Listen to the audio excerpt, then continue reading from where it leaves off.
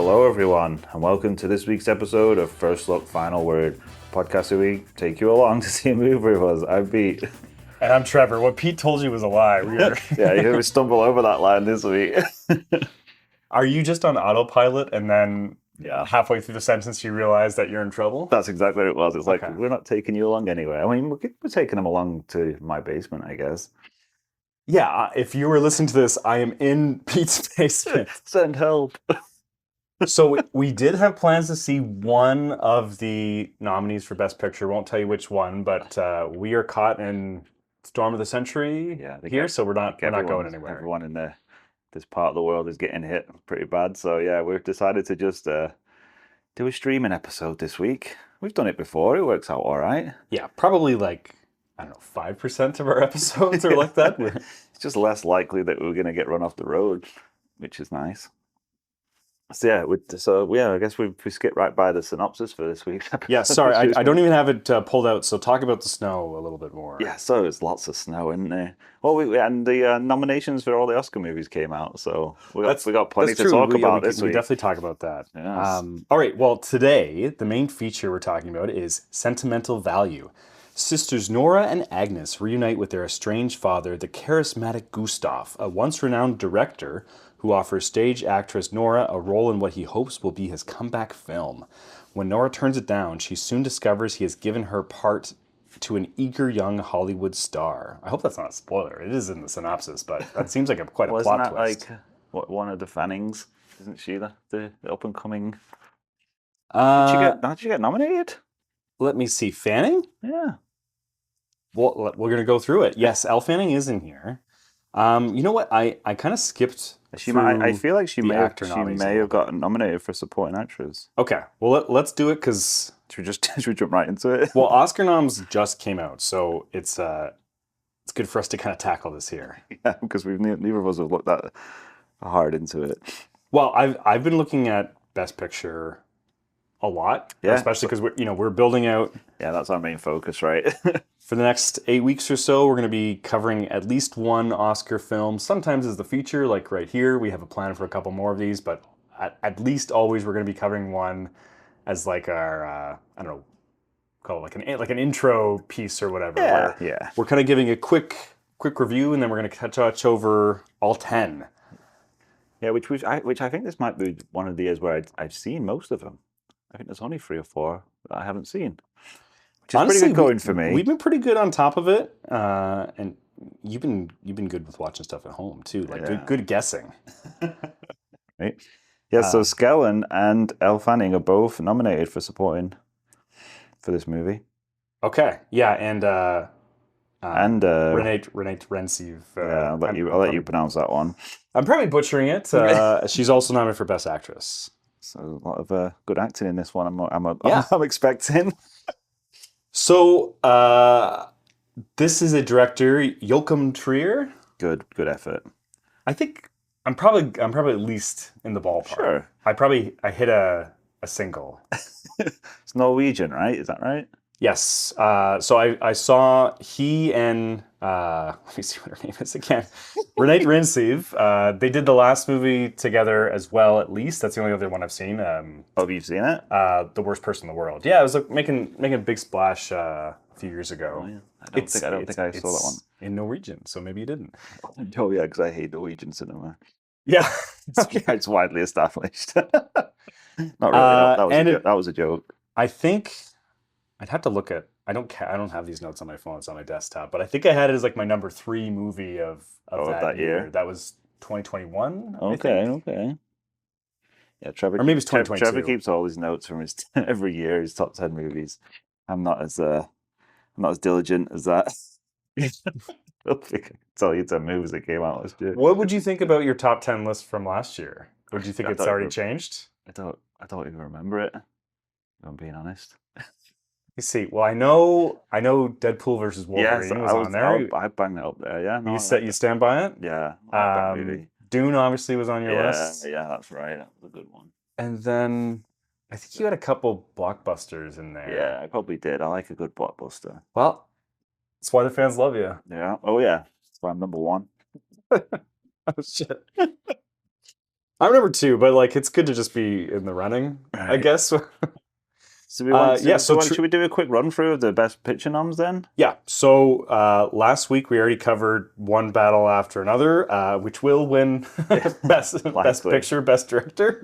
Do you think it's that locked in? Yeah, I think it's that locked in. Sinner's got the most nominations in history, didn't it? 16 Yeah, or it's something. got the most. I think Coogler will win screenplay, Right? Yeah, I guess. and then out that way. I think it has a chance at cinematography, but like it's between Sinners. Like, say what you want about what the best 10 movies are. Those are the 2 best looking movies of the year. Yeah, although you know what I really did like the look of it was Train Dreams. I haven't seen it yet. The cinematography in that is Honestly, it's cheating. It's just like trees with snow on it always look beautiful. They really do. They really do. It's too easy.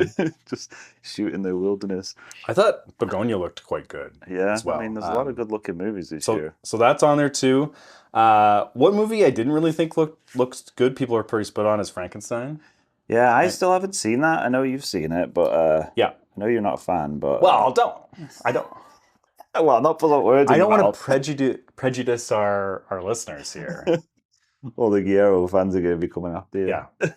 I have a lot to talk about with that movie. Well, and I'm a Del Toro super fan. Okay. Even though I don't like a lot of his recent output, right. Well, yeah, but I like him a lot. We sort of skipped over F1, which is like we were texting each other on the nomination day, and we were quite puzzled. Yeah, I'm still pretty confused about that one, to be honest. Like, if you asked me in August if that could sneak through with a Best Picture nom, I'd say like, oh yeah, sure. Like, you know, it's a buzzy movie from the summer. Like, a lot of people like it. Seems international, which like the Oscars is more international, but like this completely disappeared off my radar. Like it's not a movie that sticks with you. No, that's what I was like. 'Cause, like, it was a fine movie, but it wasn't anything special. And especially when you think of some of the other movies that. Yeah, like I think it's like Kaczynski's last movie with Maverick got nominated for Best Picture, and it is a Jerry Bruckheimer picture, and I'm sure there was a lot of money and powerful people involved in that movie, so I'm sure there's all kind of back channeling going on with it. So like that was a pretty big surprise. Like I think on our last episode I was just talking about how either Avatar or Wicked Part 2 would find a way to sneak in. And neither did, which really surprised. Wicked didn't even get one nomination. Yeah, like just completely the last one got a shitload, didn't it? Yeah, that's pretty weird. Well, I was saying this to a friend at work. Like, I think if they had just bit the bullet and then had Wicked as a 3-hour and 30-minute movie, I think it would have won Best Picture, Best Director, swept everything last year. You reckon? Yeah, maybe. They were making it a part 1 might have damaged them a bit because they were so like willing to throw awards at it, but then they're like, you know, let's Return to the King this maybe and give it to the last one, and then there isn't a third one coming, is there? I don't know. I still haven't seen the second one. I was saving it for this project. Yeah, that's funny.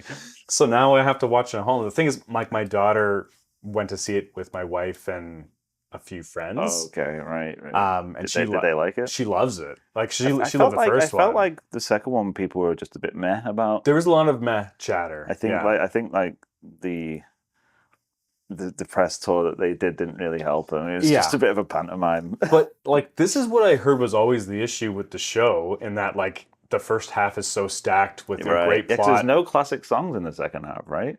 Not that. I think that's what I heard someone say. It's like all the good songs are in the first half. Yeah, like that's kind of, and like for the most part, musicals are like front loaded because you have to get to plot in the second half. True enough. But like Wicked was especially like pretty weak in the back half, and so that's why a lot of people were confused why they did the part 1, part 2. Is they're like, well, everyone knows part 2 sucks anyway, so why would you do this?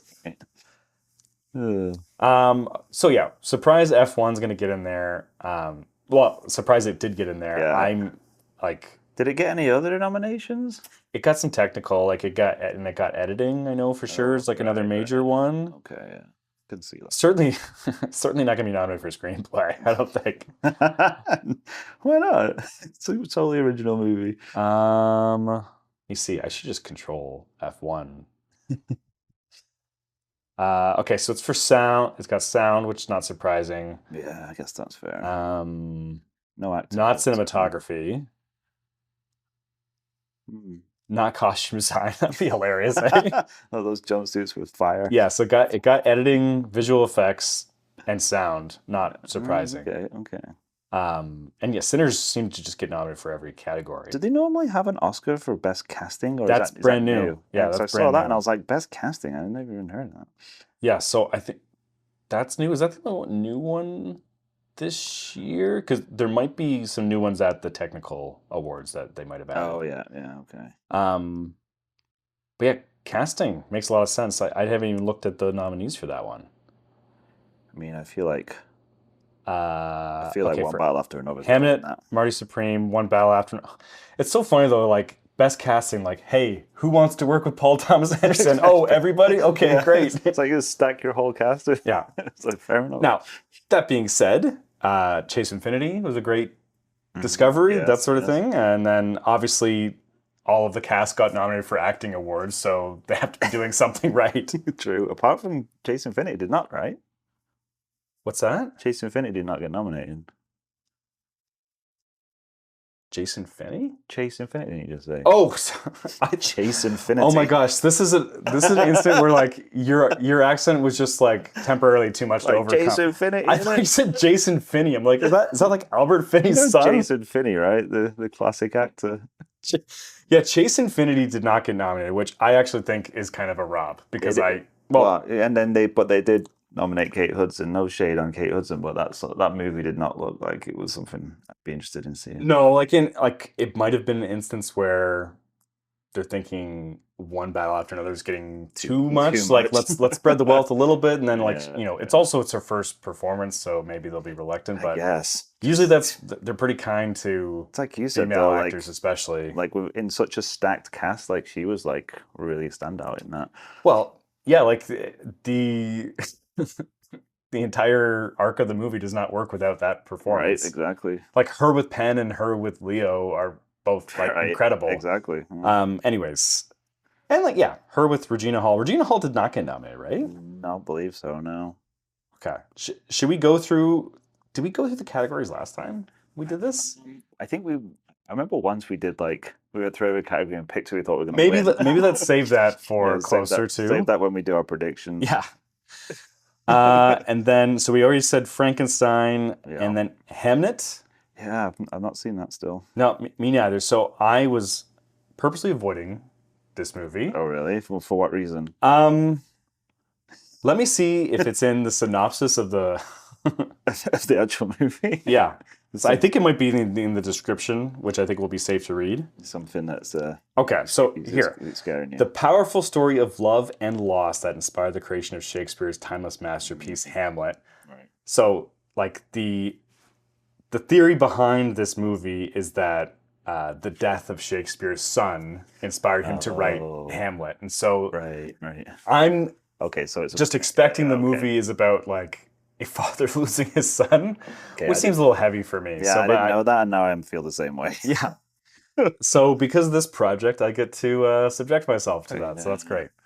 Yeah. And then Chloe Zhao also bagged a Best Director nom. Yeah. She of course won already for Nomadland, and I believe, she is the only Best Director winner of the 5 nominees. Oh, okay. So there you go. Didn't she get the Golden Globe too? I mean, I don't really follow. Yes. I saw her doing an acceptance speech for something. Yeah. Who gives a shit about it? Yeah. Fugler, I think he got nominated for. No, he didn't get nominated for Best Picture for Black Panther. So this is his first director, and this is his first director nom for sure. Right. I believe Trier was nominated last time. I'll have to double check, and then I'll have to double. I just assume Worst Person in the World won, but I'll have to double check that. In either case, when you win Best International, the award technically goes to the country. Oh, right, does it? Even though the director accepts it, then people just count that. I guess, because when it lists them, it lists the country. It lists Norway, not the that's funny. Yeah, because there's two Best Picture nominations that are also Best International Feature nominations this year. Yeah, and that's kind of becoming more and more the case in a post-Parasite world. But I just feel like less people Does will that see mean those does ones, that or- mean that there's just no chance of him winning Best Picture? Well, but Parasite won. Parasite won Best Picture, right? It must have got Best International as well. Though. Yeah, it'd be so funny if that. So that's what I mean, because it's like you have to give them both then. Well, I think there has been an instance where a movie was nominated for Best Picture and International, and it didn't win International. The one that did. It'd be like something winning. It'd be like an animated movie winning Best Picture and then not winning Best Animated. Yeah. It just doesn't make sense. There's no animated movies this year nominated though, right? Yeah, like it's not been a great year. It still is pretty rare enough that it happens. Yeah. Wait for Toy Story 5. So yeah. Well, Toy Story 3 did get nominated for Best Picture. I think that was in the year they expanded to 10 nominees too. Okay, so there's The Secret Agent, which is the Brazilian movie, second year in a row we're watching a Brazilian movie. There you go. Sentimental Value, which we're watching here, and then so we mentioned Sinners, and then Train Dreams, which you've seen, and I really like Train Dreams. It's really good. I've almost put this on a couple times, but I thought it's going to get nominated, in which case my wife will want to watch it with me, and I don't know if it'll be one I want to watch twice. I don't know. Yeah, I watched Sinners again today actually because my wife wanted to watch it. How'd she like it? She actually really liked it. Yeah, I'm so glad to hear that. And she said that she actually thinks she liked it more than One Battle After Another. Wow. Yeah. Okay. And she was a pretty big fan of that, right? Yeah, she really liked that. Yeah. Okay. Well, I honestly thought the zombie stuff would lose her. Not zombie stuff, the vampire stuff. Spoilers. She's like, Spoilers for Sinners. What are zombies doing in this vampire movie? Yeah, I thought that would lose her and it did a little bit where she's like, it does tell you the zombie. It does tell you right in this first 60 seconds that there's going to be vampires. And she knew it was going to happen, but she was like, it's just going to end up being like a generic vampire, like slasher, gory movie because she's not into that at all. And I was like, no, it's not. It's more of an allegory. I don't know. Yeah, it's like you basically just put it in so people would like it more. But no, she liked it. Because how can you not like it? Like that fucking one scene. I was like, watch this fucking scene. Get off your phone. It's a good point though, because like I don't know how hard that would hit that scene not in a theater. Like I know like watching it from home, it was still very powerful. But like I was waiting for it. And like even like the bits like when it transitioned to the full frame, the full IMAX frame. Yeah. I was like, I wish I could. It did that on the. It does that at home, right? Yeah. It goes from like the widescreen to like. It's so good when they're busting through the door. Yeah, exactly. That's the exact point. I rewind it. I was like, "Did you see that?" That's almost the exact point that the film broke. Yeah, when we saw it, right? Like it was almost to the second. No, I love that movie.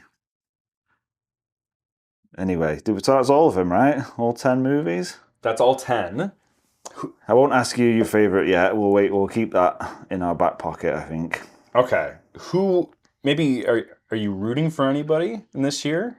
I don't know. I mean, I'm kind of rooting for Sinners, but I feel like that's a bit lame to say because it's got the most nominations. But it would be a cool win. Yeah, I'm kind of a bit worried that it's just like there's obviously 2 frontrunners and they're just going to pick everything up and then everyone else just kind of gets left to the wayside. But it's hard not to do that. It's sort of like the Oppenheimer year is that like everyone knew it was going to win, despite like maybe some contrarians were like, oh no way. I'm interested to see the acting categories. I feel like I hear that like Shyamalan is supposed to be a bit of a lock, I think, for Marty Supreme. But oh, really? I've heard Ethan Hawke. Oh, really? Because I thought Ethan Hawke was a bit of a surprise nomination. No, because he won the Golden Globe. Oh, right, okay. And the wife and I watched Blue Moon the other day, and I don't think it's like I think it's okay, right, as a movie. But he's really. It's like a chamber movie. Like 99% of it takes place in a bar. In like real time. Oh, you were telling me about this, yes. And Ethan Hawke's performance is just absolutely incredible. Right. And you might have talked about this on last week's episode. I might have, but like he has like this, like he has the same.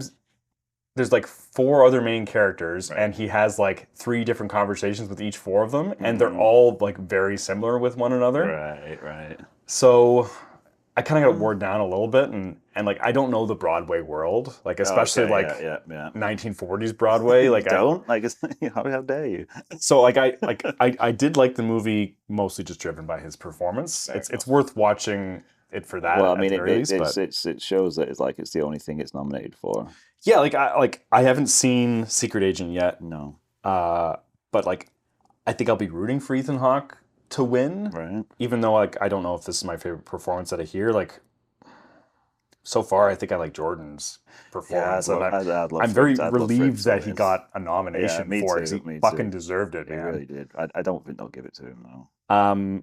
For Best Actress, you know, like I haven't seen Hamnet yet. No, I heard that's supposed to be a bit of a lock though for Jessie Buckley. Yeah, and like she's an actress I really love, so I don't mind that at all. Like I would also kind of like Rose Byrne to win. Like that movie's basically just her performance the entire time. Have you seen that one? Yeah, it's pretty weird. Well, not. I thought it was gonna be weirder. It's a great name. If I had legs, I'd kick. Yeah. It's a great name. Also nominated for Best Screenplay. Is it? Oh, perfect. Yeah, like as a parent, it'll make you very anxious, and Oh God, you might recognize yourself in the movie too. Like I certainly did. Like, but hopefully not too much, because like a handsome leading man is there. Well, Christian Slater shows up. So oh, there you go. And ASAP Rocky. Oh, really? I don't know if you're Christian Slater or attractive. Certainly not ASAP Rocky. I've got a weird accent. I guess is his accent weird or is his voice weird? Yeah, I think he's just forgotten what he's supposed to sound like, to be honest. Where is this money? And also, it's really wet around here. What is that? That's from Hard Rain. All right. I had no idea what you're talking about. Could you tell us who is Slater? No, I could not. It's not like Travolta, where it's like he has like a pattern to how he speaks or whatever. Anyways, that's fair. I was thinking Travolta because they were in Broken Arrow together. Wow, we're going on some tangents now. We should watch Broken Arrow. Yeah, we should do it. We should do it. Only Christian Slater movies. We should do it. We should go back to our commentary track episode. That's what I mean. Yeah, do a commentary track. Just Christian Slater movies. I don't hate it. No, I don't hate it. I don't hate the idea. We'll do that. We're gonna do it. Don't message us and tell us not to, because it's fine. It's pretty locked in. It's already started. For the best supporting actor, not character category, like Del Toro's performance has become my favorite of the year. I would not be. He's really good, actually. Like Delroy Lindo getting a nom is pretty cool. Like I like him as an actor a lot. Win, though. What's that? He's not gonna win. No, it was kind of a surprise nom. I was really surprised they didn't nominate the kid from Sinners. What's his name? Like he was the new. Preacher Boy. Yeah. I think is he nominated for best song along with Goranson? Maybe. But anyways, yeah, Delroy Lindo. I had him winning my supporting actor nom for Da 5 Bloods 5 years ago or whatever. Yeah, I was reading about that today. How pissed off he was about it. Well, I saw that one GIF that was out there, of a reporter talking to him, like a YouTube reporter, and like, you're an up and comer. He describes that to 75-year-old who's been in the industry for 40 years. Oh man, God, let anyone be. It's like you're an up and comer, as in I never heard of you until this. Let anyone be a reporter these days, won't they? I really did like Sean Penn's performance, though. Yeah, I think he's so fucking weird in that movie. I think I liked it a little less the second watch, really? Not just because I still think it's an amazing performance, but Del Toro really shined for me more in the second watch. Right. Yeah. So it's a less showy performance. Yeah. Just wasn't in it as much. Yeah. But he definitely stole it. Sean Penn, I feel like would be a lock if he didn't already have 2 Oscars.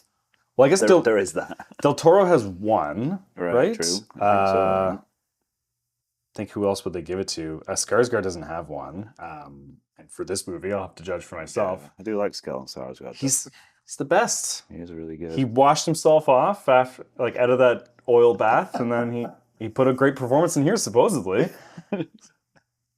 Well, there you go. And yeah, best supporting actress. We should maybe move along to we got a movie to watch. Amy Madigan as Gladys from Weapons is such a great performance. That is I didn't realize that she'd been nominated. That's pretty good.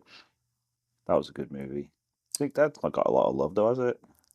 Which one? Weapons? I don't know. Did it get a screenplay nom? It didn't. That's pretty. It's pretty crazy. Maybe they were choosing between sinners and weapons. Maybe.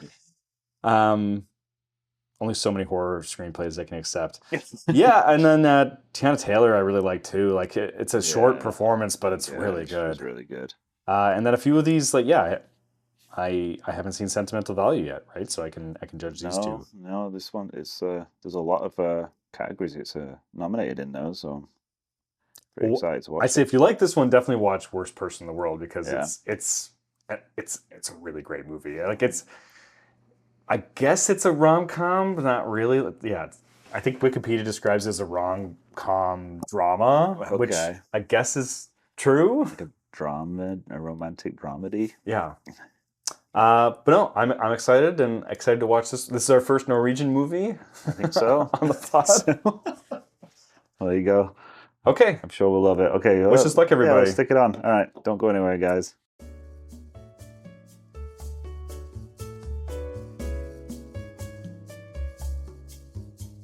Welcome back, everyone. We're still here in my basement. Having just watched Sentimental Value. Just the two of us chilling. Yeah, it's an emotional roller coaster of a film, I think, to say the least. Was a bit, wasn't it? So, what do you think, Trevor? Do you like it? I mean, do you like it? It's an Oscar-nominated movie, so I'm guessing you probably enjoyed it all right. I thought it was quite good, despite public opinion to the contrary. Yeah, is there public opinion to the contrary? I just looked it up. It's 97% on Rotten Tomatoes. Oh, I see. You're making a joke. I see. Sorry. Yeah, I think. I would agree. It's definitely a good, worthy of its nomination. I would say it's a lot better than F1. Well, different movie. Well, and so we were talking about this a bit before, but the Oscars have been nominating a lot more foreign films lately, and like this type of movie seems like the sort of thing that should be nominated for Best Picture as opposed to F1. Like, I'm not saying like let's not have fun. Yeah, and everything. You don't want to be like, too snobby about it, I guess. But, I think like you have to pick the right movies to get into that Best Picture spot. Like, and this one seems like a perfect example of like, you know, I don't think this is like a snobbish foreign film, which some people think. Like, it's really like a grounded family drama. Yeah, it's not like, oh, it's an Oscar-y, it's not an Oscar baity movie. Yeah. Yeah, like not to harp on it, but like my thing with like, if you're gonna nominate F1, it's like, why F1 and not the myriad of other movies that were just great? I don't want to put my thumb on the scale, but I feel like Superman would have been a better option. I wasn't gonna say it, but you know, I agree. Well, they expanded it to 10 movies because of The Dark Knight. Because of The Dark Knight. Because it missed it, and that's like a perfect example of a movie. Yep. I think Superman kind of fits in that same Some people don't like Superman though, Trevor. I don't know if you want to put your neck out there for Superman. I think we need Superman. I felt like me and you like really loved Superman, and the hype train kind of didn't go very long on that one. I thought. I've heard like, I think there's been like an echo of it since it's come out on video. Oh right, yeah. But I also think like the Netflix sale and stuff is making people nervous about what's going to happen with DC. But we don't want to get let's not get sidetracked. We're talking about Sentimental Value. So this got nominated for 4 acting noms. Yeah, which it's kind of tough to disagree with that. Yeah, they're all pretty great. Like, they are all pretty good. I can't deny that. I think Elle Fanning would be my. So who were the 4 then? Was it like just all the top 4? I guess, right? So the top 4. So the dad, the sister, the other sister, and the fake sister from the movie. And so I want to talk about each acting thing because I think this is like an actor's. So did they nominate 2 supporting actresses then? Yes. Oh, I didn't realize that. Yeah, it happens. Because I thought the other sister got shafted. No, she got nominated too. Well, let me just double check, but I'm pretty sure. I might be misremembering. Yeah, both of them got nominated. Well, there you go. Well, that's good. So it's nominated for Best Picture, Best Director, Best Actress, Best Supporting Actor, and 2 Best Supporting Actresses. Yeah, I mean, it makes sense because that's the whole movie is those performances in reality. Yeah, really, and it's like the movie's kind of about how you can take past trauma and channel it into art. A little bit, yeah. And how maybe you shouldn't do that, and maybe it's okay to do that. Yeah, it kind of goes back and forth on that topic a little bit. Yeah, so like, well, I want to start off with with Fanning because like she would be my odd person out for the nomination. But I Yeah, also want to I would agree with that. I also want to say like I think that this performance is pretty unique. Like because she's not playing a bad actor. She's playing like an A- actor. Right. Like Yep, and yep. and so there's one scene in particular, and we can get into a bit more when we get into spoilers. But she's delivering like a totally like good performance. Yep. But we as the audience can feel that it's not good enough. Like Yeah. it's not quite capturing the emotional core, and like I just have to assume that's tough to achieve as an actor because like it's easy to come in and do something bad. Yeah, exactly. But she's doing it it's almost there. Yeah, but like it's never gonna get there. Yeah, in my mind, it was like that is the scene that got the nomination. Like, like outside of that scene, she's just like perfectly great, but not like, whoa, what's going on? But yeah, I think you nailed it. It was like being able to convey, this is like what somebody who's like rehearsing for this role would do and do a really good job, but at the same time, she's portraying that like there's something missing, that like personal connection that she's not able to grasp. It's like, which is very like super subtle thing to do and like impossible to do. I don't know how you do that really. And like she's crying in the scene, and like you could totally picture like the type of Oscar baity movie that she's in, where she would be nominated for an award. Yeah. She's giving like a tour de force performance -1 or something. But like purposely -1 because that's what the scene calls for. It's like it's crazy how well she did that. And like even before it goes on like Stellan's face and we see his reaction to it, like you still feel it as the audience. Like you feel like it's not quite exactly quite good.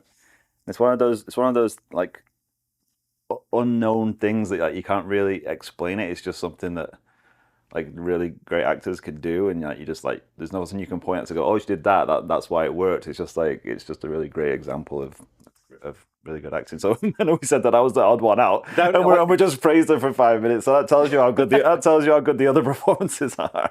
And then the younger sister, or is it the older sister? I can't remember. So she's not Renate Reinsve, but so her name is Inga. I will let you try and pronounce them.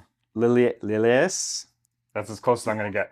I'm just gonna say Inga. Inga, okay. Going forward, it's like she's playing like a really interesting role too, in that she is sort of like she's denying her own feelings for most of the movie, and she's playing peacekeeper, and like we can kind of see how her relationship with her father plays out in her like personality. Yeah. It's also like a very unique performance too. Like it really is. Yeah.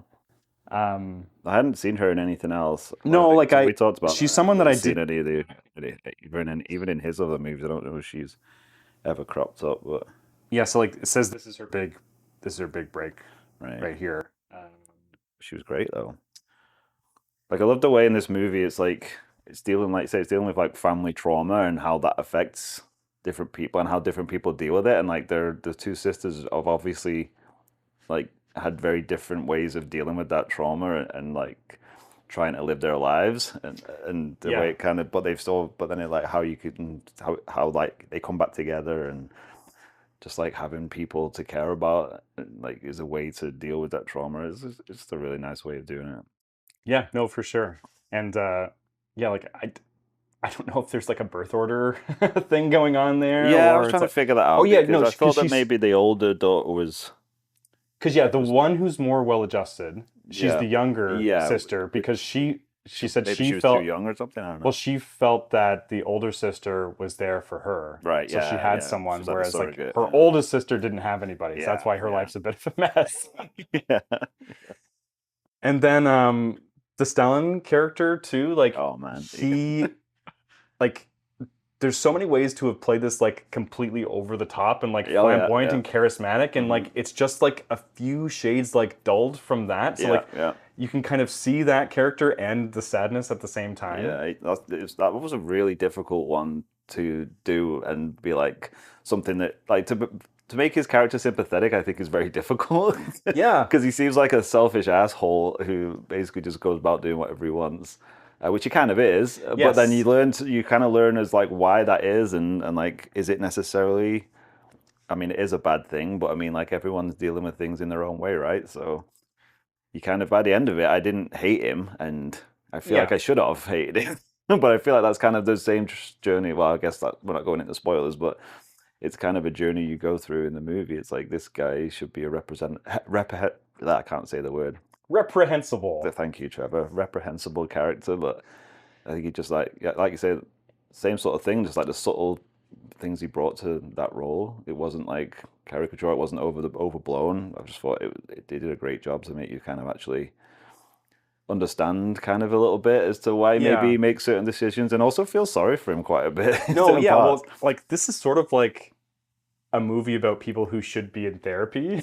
It definitely is. Like, it's definitely an advert for get therapy sooner rather than later. Don't wait till you're 80 years old, maybe. Yeah. Just when like making a big budget movie to deal with these shit. No, and there's like a dialogue between like understanding how trauma impacts your behavior and your actions and who you are as a person, and like whether that excuses your behavior. Yes, exactly. And like right. Dismisses your accountability of something. Yeah. Yeah. And we can go into spoilers to say where they landed on that sort of thing. Should we just go into spoilers then? Because I feel like it's hard to dance around it with this one a little bit. And I like before we go into spoilers, I want to hear about your thoughts on Renate Reinsve. Okay, yeah. We kind of skipped over the performances, right? We talked about the that's what I mean. Hers at least. Yeah, no, I thought it was her movie basically. I thought she was so good. I thought she carried the whole thing. I was quite actually taken aback by how much I was impressed by her performance. Well, and we were talking about Elle Fanning and how she did a great job giving us like 85%. Yeah. And here, like, it sets her up multiple times to show like she is a pain in the ass. Like she's impossible to deal with. Yeah. And then it sets her up where she's panicking, she's freaking out, and then the only way out of it is if she gives like the best performance you've ever seen, right. and then she gives you the best performance you've ever seen multiple times. Right. And like, I'm not an actor, but I assume it's hard to go on to portray an actor in a movie, and your goal of the scene is do this scene better than anyone could possibly do the scene, and the audience buys it. And like the first play she does, like she comes on, she starts talking, you go like, oh, okay, yeah, that's why they put up with her, because exactly, and showing like showing how messed up she is right from the bat. Like that's not a spoiler. Like it shows you how much of a neurotic mess she is. She has to be slapped right away. Yeah, she's like half like running out of the theater and then and freaking out, and you can tell that she does it all the time because they're all like, "Oh, we're going through it." Like no one's surprised, but they're all like, "Oh shit, I hope it figures itself out like normal." Yeah, and then as you say, she goes on stage, and it's just like that's where she can just like blow it away. But yeah, it's a lot of like layers. A lot of layers in this movie. Yeah, and it's got one of the best houses in a movie I've seen. Yeah. Well, the cinematography in this was amazing as well. I feel like we got a bit of a stacked like cinematography. Did this get nominated? It didn't get nominated for cinematography, did it? It didn't get nominated for cinematography. That just tells you how like stacked it is this year. There's some really beautiful looking movies this year. Like the shots, just like you say, of that house, just the different shots of the house. When it's all like natural light, I assume. Yeah, it looked, exactly. It was just gorgeous. And just like fluid camera movements, and we should go into spoilers. So I want to talk about the last shot of the movie. Yeah. Okay. Yeah. Because like that for me would be in competition, like probably third, but like between that and the Sinner's Dance sequence and One Battle After Another car chase is like, but I would say is the best composed scene of the year. Yeah. They should have that. They should have that category. Honestly, scene of the year. That's a great category. Maybe like didn't they do like the best scenes of all time one time, and then I believe like the Flash entering the Speed Force from Zack Snyder's Justice League. That was like yeah, they let internet they people let internet votes, right? Yeah, they're never gonna do that again. No. Flash entering the Speed Force. Yeah, I think the oldest movie they picked was Neo dodging bullets from the Matrix. Like so, it was like, yeah, come on, there's movies older than that with good scenes. Come on, no. Yeah, should we go into spoilers then? Because I feel like we need to get into some of this stuff. So before we drop off, just want to remind everyone, Pete and I, we're going to be covering all of the Oscar movies. Maybe not as the feature. We might cover a few more as like the precursors. We got to see some new movies, right? Yeah, and we'll try to get a schedule out, but it's tough. Like availability for some of these films is not really Yeah, it's tough. Widely available. Tough. So, okay, let's go into spoilers. All right, let's do it. All right, so where do you want to start? Do you want to start with that scene? Because it was like, it was obviously telegraphed that that was going to be the last Yeah. movie, and early on in the movie, he telegraphs it where he's literally explaining how he's going to film this scene, and you're like, we're going to see that scene at some point. It's like it's going to be a oneer, and like half the Yeah. scene you're going to see through a reflection of this mirror, Yeah. and like it's kind of like show offy. It is a bit. It's In a like way, it's but, like like- get ready for this scene because it's coming, and I'm going to explain to you how it's done, and you're still going to be amazed by it, and you're like, all right, well, I guess show us. But And like I wonder if it would have been as amazing if it didn't have the precursor, and like probably not. But it's actually like that's what I was it's thinking. even more impressive that like it's telling you it wants you to be impressed with the scene, Yeah. and you are impressed. Well, that's with it. That's what I mean. I think it does it more similar to like we were saying about the scene with Elle Fanning, right? I keep getting them confused because I just watched the show with Dakota in. What show is she in? I watched All Her Fault. Okay, You seen that one? Was it all her fault? Well, let's not get into that because there's a lot of different people. No, I could know. potentially be fault. It's what's her face from Succession. She's in it too. Oh, Terrible. it's like names. It's like Snooki or something. Snooki. Yeah, It's Snooki. It's something like that. It's something yeah. like that. Yeah, I just think she's Australian. Right. Yeah. Well, she's in it too. Yeah, it's good show though. If you guys are looking for a new show. Anyway, without getting sidetracked, so similar with like what they did with her, where it's like I'm going to show you what good acting looks like, but from the perspective of like somebody showing you what good acting is. Yeah. It's like this is the same thing. I'm going to show you what an amazing scene looks like, but from the perspective of the director explaining to you why it's amazing and then showing you that it's amazing. It's like it's so meta, but at the same time, it's like it worked. It really worked. And like so, we also see that last scene, but we don't see anything else from the movie. No. But they're priming us for all of the emotions for that movie ahead of time, yeah. because we know that the little boy is played by his grandson, Yep. who is a stand-in for him. Yep. And we know that like that's conceivably the last time he saw his mom before she killed himself. Yeah.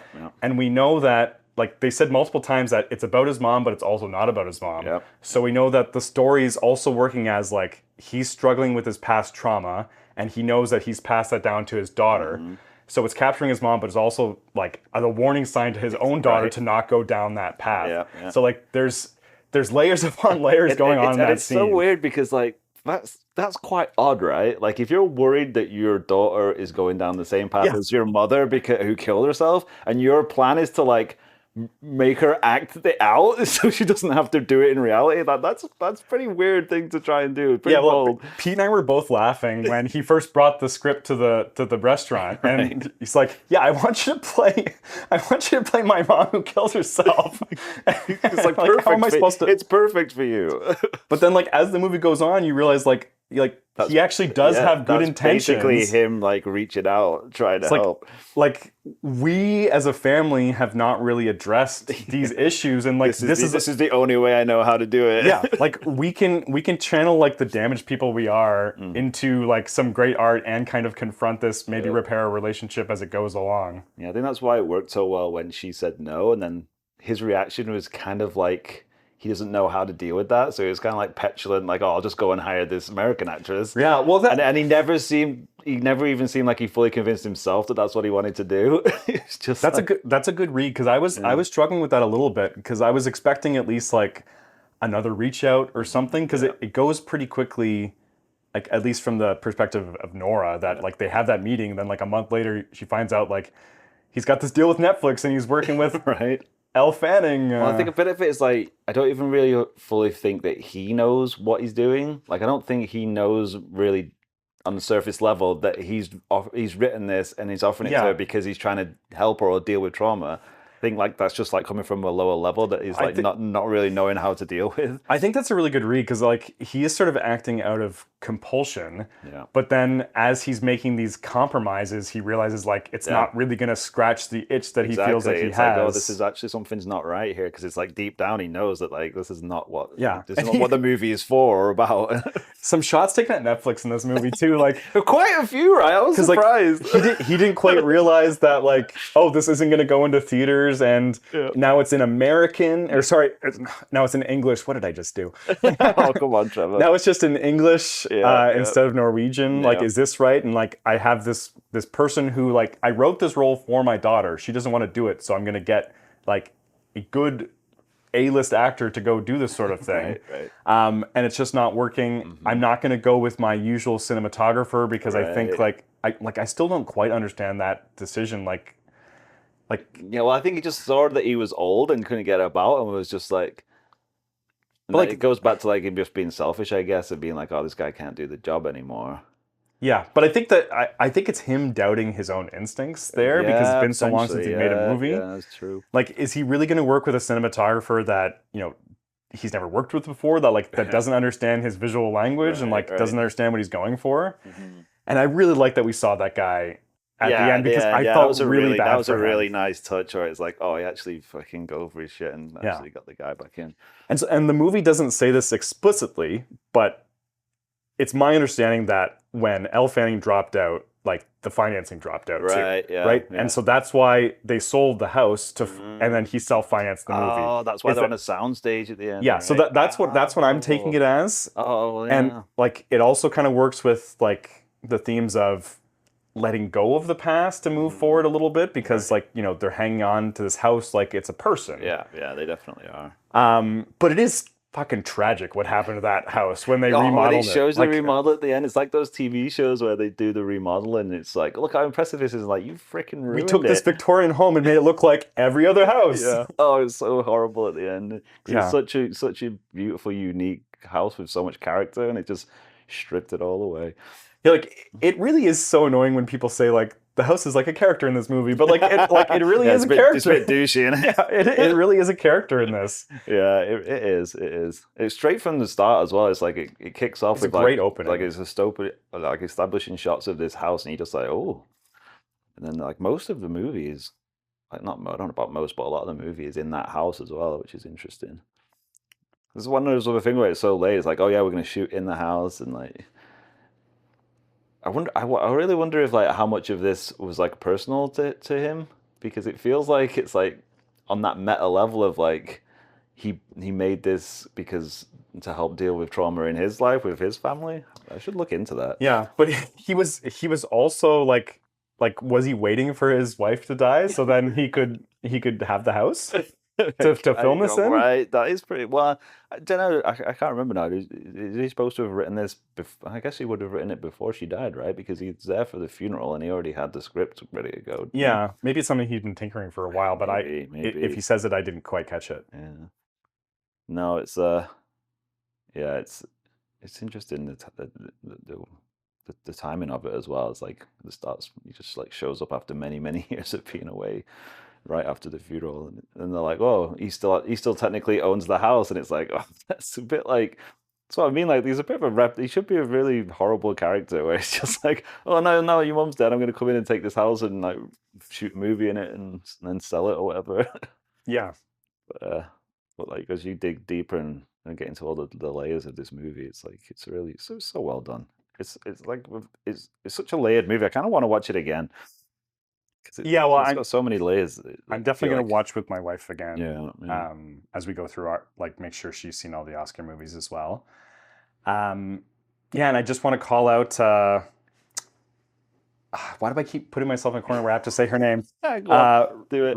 Renate Reinsve and her performance.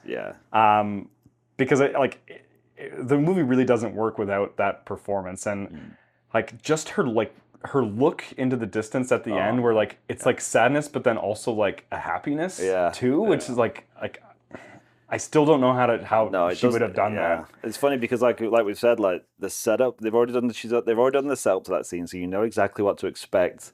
You're waiting for it, and I think one of the big reasons why it still works so well is because of her performance in it, because it kind of it lives or dies with that performance in that scene. Well, and what really got me is like the scene finishes and then all that Gustav says at the end, he just says perfect, and then they wrap it up. Yeah. And he had been giving like all this bad feedback about other work that she was in, like like he can't quite relate to her. He can't quite compliment her. But then, like, she gives a perfect performance, and he says perfect, and you can see in that moment how much that meant to her. Yeah. And like they don't say another single word, No, but like you know, like that's the beginning of their. I love that as well. How it really reconnecting. focused on like then it was just the two of them. Yeah. And it's like they were still just like super awkward and not really knowing how to show affection for each other or how to even be in the same space. But you can tell that like something had really changed.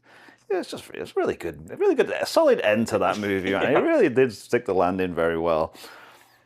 Yeah, the fact that it's on a soundstage is also like quite powerful. I thought. It is. Yeah, pretty good movie. Pretty good movie, yeah. The more we've talked about it now, the more I've been like hyping it because I was like, yeah, that's good. But I was like, there's no way it's ever gonna win.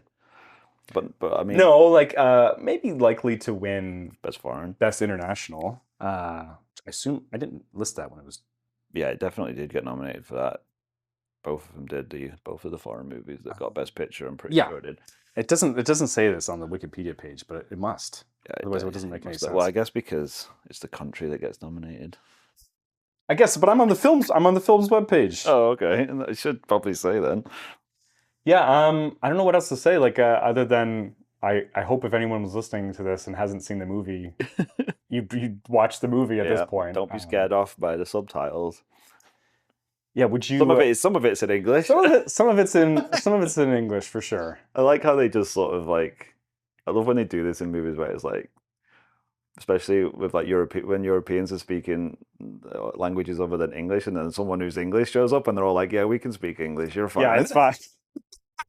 I think Scandinavians in particular are quite good at speaking English. Yeah, I think most countries are, but like some of them like purposely don't just because of like F you. Yeah.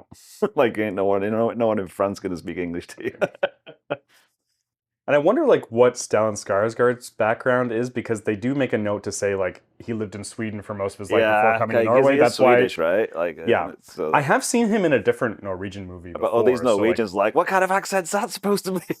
No, yeah, like I have seen him in other Norwegian movies, so like I assume was already I'm sure he's fluent. fine. So, like they're both like Germanic languages, so I'm sure it's not too hard to switch between them.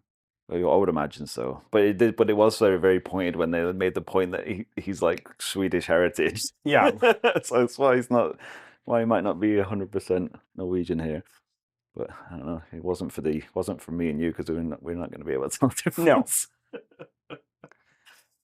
All right. So what are you thinking for a rating for this, or do you have to sit on it a bit longer? No, I mean, I think it would be pretty high, right? Like, ooh. So we rate things at a 6.5 on this 6.5 is it's definitely an over 6 movie for sure. Yeah. But so, somewhere in there, I think I'd like to finalize how I feel after a second. Yeah, viewing. It's a tough one, definitely. But yeah, definitely. But it's high. Definitely A tier. It's pretty high. So I'd say go and see Worst Person in the World. I still have to see that. I think I would still rate higher than this one, but now really? I kind of want to watch. I kind of want to watch both again. Like, well, this one just seems so much more like personal, even though like that one is also very personal too. Like, right, fair enough. And like she shines pretty bright in both of them. I believe in 2022, I had her as my winner for Best Actress. And oh, really? I might have to do it again this year because like I can't think of a performance. Well, I haven't seen I haven't seen Hamnet yet, but I hear that's pretty nailed on. I love Jessie Buckley too. Yeah. Any other year. I don't want to watch Hamnet. I really don't. And if I do, you're gonna have to. Trevor. I can't do it as a feature. Like I can't. No. It just seems like I just don't want to be crying on the podcast. I don't want to cry in front of me. It's fine. Yeah. Have we ever cried at a movie? I'm trying to think. I probably have. I've teared up at movies we've covered before. Oh, definitely. But yeah, that one just seems so sad. I don't know. Maybe it's not. Maybe it's not. Let's roll the die. Well, we'll watch it eventually. Yeah. All right. Well, anything more to say on Sentimental Value? I love how they even did the thing where they say the name of the movie. It's like that Family Guy episode where we both went, "Way!" Oh yeah. It's like Superman 4: The Quest for Peace. Yeah, but they did say Sentimental Value at one point in the movie. All right. Well, okay, should we wrap it up then? Sounds like we're winding down. Yeah. Definitely follow us on on Spotify and Apple Podcasts or YouTube or wherever. Yeah, let us know if there's a Best Picture nomination that we haven't covered as our main feature that you would like us to. If you want to hear Trevor crying, maybe, I don't know. Yeah, that'd be great. One thing we did last year, I want to call out, if people want to email us like a voicemail, like maybe like a 30-second to a minute voicemail, just saying what your favorite movie of the year is. Great, that's a great shout. We can feature a few of them on our end of the year wrap up. Yeah, episode. You want to be famous and hear your voice on the podcast waves. Hear your voice on the radio. Yeah, you will definitely play that for you. Okay. All right, guys, let's wrap it up there. Yeah. All right, okay, until next week. And Sentimental Value. I was trying to weed in Sentimental Value into the sign off, but I messed it up. But anyway, that's the final word.